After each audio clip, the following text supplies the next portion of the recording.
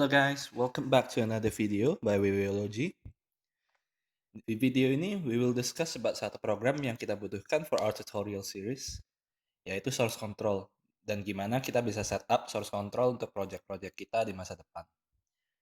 Yuk langsung aja kita masuk. Apa sih source control itu? Di video terakhir, aku kasih analogi source control itu ibaratnya kalau kita main game, source control itu save point-nya. Ini nggak sepenuhnya akurat ya. Kenapa? Analogi yang aku kasih kemarin yang main game itu lebih akurat kalau kita ngomong file saving biasa. Save point cuman simpen versi terakhir dari file kita. Dia nggak simpen versi-versi sebelumnya, unless kita manually save dan kasih nama beda. Sama seperti yang biasa kita lakuin kalau misal kita kerjain Microsoft Word, kita kan save tuh. Itu save-nya cuman versi terakhirnya doang. Nah, jadi bedanya apa sama source control? Kalau source control kita save, dia itu nggak cuma simpen versi terakhir dari file kita aja. Dia juga simpen tuh versi-versi yang sebelumnya. Jadi kayak semua histori perkembangan file kita itu dia tahu semua.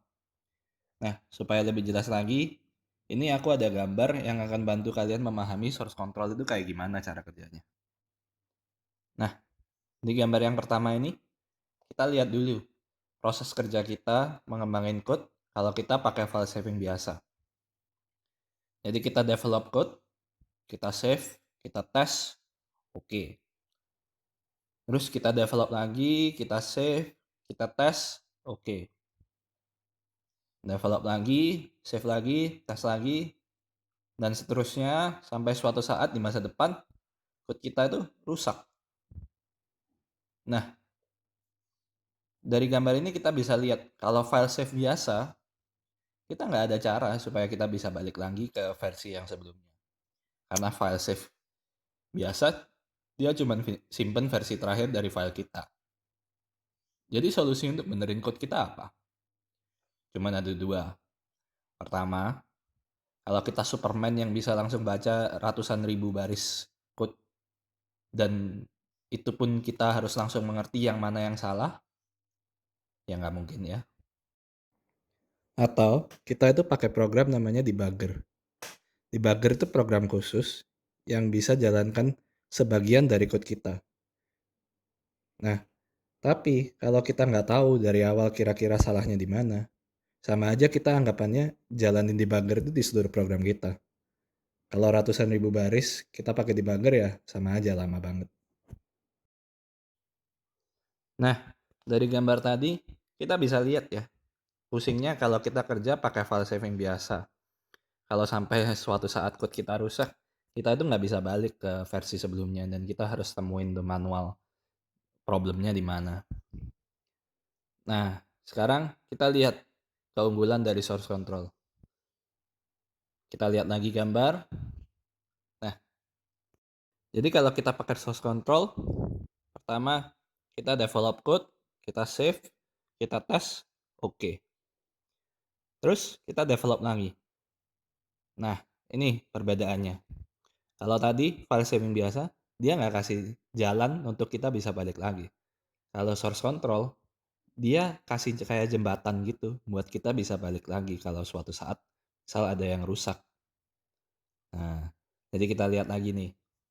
Kita develop, kita save, kita tes, oke. Develop, tes, save, oke. Terus sampai suatu saat code kita rusak. Nah, kalau pakai source control, kita nggak perlu pusing kalau sampai code kita itu rusak. Soalnya, kita bisa langsung balik ke versi yang sebelumnya. Dan ketika kita balik itu, source control itu juga akan ngasih tahu bedanya versi ini sama versi yang rusak itu apa.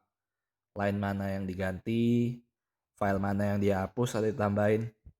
Jadi kalau kita mau benerin code kita, itu nggak perlu susah. Langsung aja lihat dari source control, file mana yang diganti, terus langsung deh jalanin lewat debugger tadi. Source control ini lebih penting lagi kalau kita bekerja dalam tim. Kan yang pegang file nggak cuma kita aja tuh. Percayalah, human error nggak ada habisnya. Jadi mending pakai source control supaya kita hidup juga lebih gampang. Cukup ya penjelasannya. Sekarang kita langsung masuk ke prakteknya aja. Pertama, kita butuh download program namanya Git.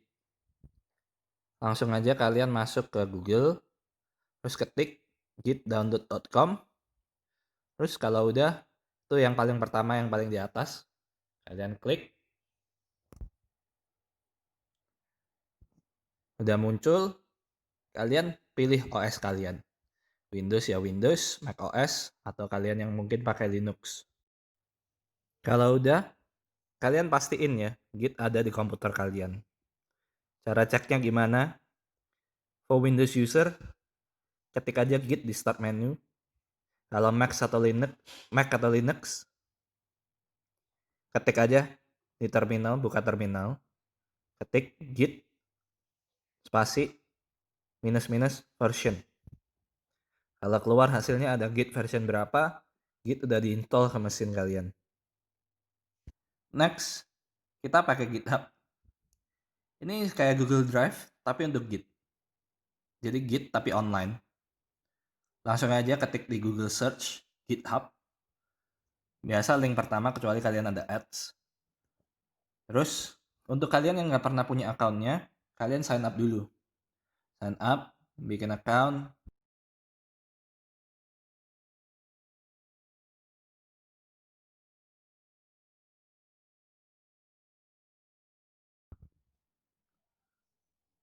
Kalau udah bikin account, sign in. Terus kita bikin repository. Repository itu tempat kita simpen code kita di GitHub. Anggapannya kayak folder kalau di komputer kita. Kasih nama terserah, dia akan kasih tahu kalau nama kita nggak bisa atau udah ada yang pakai. Aku kasih nama belajar CPP. C++ juga dikenal dengan nama CPP. Dan karena GitHub nggak bisa kasih special karakter kayak plus, kita pakai nama CPP. Kasih deskripsi sesuai yang kalian mau.